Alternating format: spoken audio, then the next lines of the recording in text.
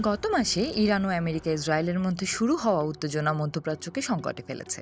এর ফলে বিশ্বজুড়ে পণ্যবাহী জাহাজ চলাচল ব্যাহত হচ্ছে, আর যার প্রভাব গিয়ে পড়ছে উমর আলী হায়দারের মতো ব্যবহৃত গাড়ি ব্যবসায়ীদের ওপর। হায়দার আলী গত ২০ বছর ধরে জাপানে থাকছেন।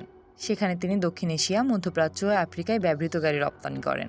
জাপানি গাড়িগুলো টেকসই উন্নত মানের হওয়ায় এসব দেশের চাহিদাও ব্যাপক। শ্রীলঙ্কায় রয়টার্সকে দেওয়া এক সাক্ষাৎকারে তিনি জানান, তার ৫০০টিরও বেশি গাড়ি নিয়ে আসা জাহাজ এখন মাঝ সমুদ্রে আটকে আছে। দুবাই থেকে আসা অতিরিক্ত মালামালের চাপে শ্রীলঙ্কার বন্দরগুলো পূর্ণ হয়ে যাওয়ায় তার জাহাজ সেখানে ভিড়তে পারছে না। তার কিছু গাড়ি চীনের জুহাই বন্দরে পাঠিয়ে দেওয়া হয়েছে, আর কিছু হয়তো শেষ পর্যন্ত জাপানেই ফেরত নিয়ে যেতে হবে। শিপিং কোম্পানিগুলো এখন ঝামেলা এড়াতে বিকল্প পথে জাহাজ চালাচ্ছে।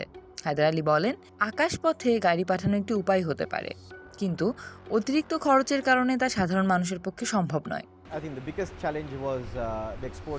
আমাদের অন্যতম প্রধান বাজার হলো শ্রীলঙ্কা। দুবাইয়ের জেবেল আলী বন্দরের উদ্দেশ্যে রওনা হওয়া জাহাজগুলোর জটের কারণে সেগুলো হাম্বানটোটো বন্দরের বাইরের হারবারে নোঙর করেছিল। এর ফলে নতুন কোনো জাহাজ বন্দরে ভিড়তে পারছিল না।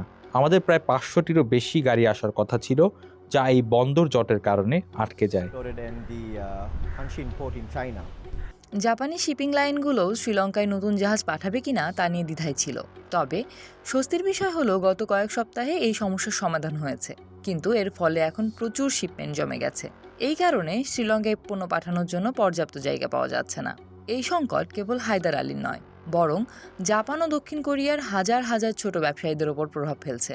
গত বছর এই দুটি দেশ মিলে প্রায় $১৯ বিলিয়ন ব্যবহৃত গাড়ি রপ্তানি করেছে।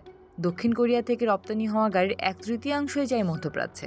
সাধারণত মার্চ থেকে সেপ্টেম্বর মাস পর্যন্ত সেখানে গাড়ির চাহিদা বেশি থাকে, কিন্তু যুদ্ধের কারণে এখন পুরো ব্যবসায় স্থবির হয়ে পড়েছে। মধ্যপ্রাচ্যের এই পুরো নেটওয়ার্ক এখন প্রায় অচল। বন্দরগুলোতে গাড়ি জমে যাওয়ায় কন্টেইনার পাওয়া কঠিন হয়ে পড়েছে এবং জাহাজ ভাড়াও বেড়ে গেছে। এমনকি জানুয়ারিতে পাঠানো অনেক গাড়ি এখনও গন্তব্য পৌঁছাতে পারেনি। মধ্যপ্রাচ্যের ক্রেতাদের কাছে হুন্দাই, অ্যাভান্টে এমডি এবং কিয়া K3 এই মডেলগুলোর গাড়ি খুব জনপ্রিয়, যা এখন সরবরাহ করা যাচ্ছে না। দক্ষিণ কোরিয়ার ব্যবহৃত গাড়ি রপ্তানিকারক সমিতির সভাপতি পার্ক ইয়ং হাওয়া বলেন, হরমুজ প্রণালী হলো দুবাইগামী জাহাজগুলোর জন্য অত্যন্ত গুরুত্বপূর্ণ একটি পথ। এই যুদ্ধ যদি আরও দীর্ঘস্থায়ী হয়, তবে তেলের দাম বৃদ্ধি, জাহাজ ভাড়া বেড়ে যাওয়া এবং মুদ্রার মানের ওঠানামার কারণে রপ্তানিকারকরা আরও বড় ধরনের লোকসানের মুখে পড়বেন।